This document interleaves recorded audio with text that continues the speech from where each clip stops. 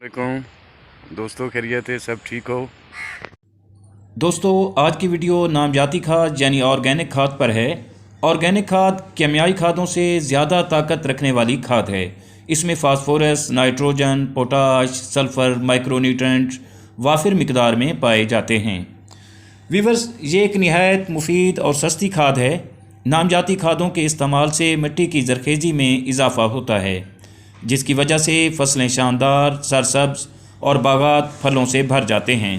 नामजाती खाद देहात में रहने वालों और जानवर रखने वालों के लिए मुफ्त और बाकी लोगों के लिए ज़मीन की जरखेज़ी बढ़ाने का एक सस्ता सोर्स है। दोस्तों, ऑर्गेनिक खाद फसलों और पौधों की बाकियात, पत्ते, टहनियाँ और जानवरों के गोबर से बनाई जाती है। याद रहे कि ज़्यादा गली सड़ी और पुरानी खाद ज़मीन को ज़्यादा ज़रखेज़ बनाती है और फसलों को सरसब्ज और शादाब बनाती है। पौधों की जड़ों की नशोनुमा को तेज़ करती है। घर में बनाई गई ऑर्गेनिक खाद बाज़ार से मिलने वाली ऑर्गेनिक खादों से कई गुना ज़्यादा ताकत वाली खाद होती है। दोस्तों, इसका इस्तेमाल आप हर किस्म की ज़मीन में कर सकते हैं और ये तमाम किस्म की ज़मीनों के लिए यकसां मुफीद है। वीवर्स, अब वक्त आन पहुंचा है कि आप ऑर्गेनिक खादों की तरफ लौट आएँ और केमिकल्स और मुज़र सेहत महंगी खादों से जान छुड़ाएँ।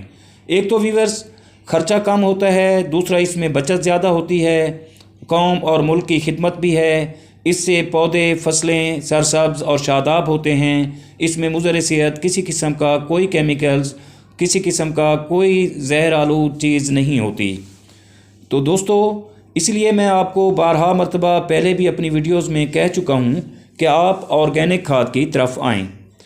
तो दोस्तों, ऑर्गेनिक खाद से फसल पर आने वाला 50% तक जो खर्चा आता है वो किसान अपने बच्चों को पालने पर लगा सकता है। तो दोस्तों, इससे फल, सब्जियां और अनाज भी ऑर्गेनिक हासिल होते हैं, जो इंसानी ज़िंदगी को या इंसानी सेहत को सेहतमंद रखते हैं। दोस्तों, ऑर्गेनिक खाद बनाने का मुकम्मल तरीका और प्रोसेस आपको इस वीडियो के पार्ट 2 में दिखाया और समझाया जाएगा। अगर वीडियो अच्छी लगे तो लाइक और शेयर करें, और अगर आप दोस्त मेरे चैनल पर नए हैं तो प्लीज़ चैनल को भी ज़रूर सब्सक्राइब कर दें। बहुत शुक्रिया। दुआ है कि अल्लाह हम सब पर मेहरबान रहे। आमीन। जल्द मिलते हैं किसी अगली वीडियो में। तब तक अल्लाह हाफिज़।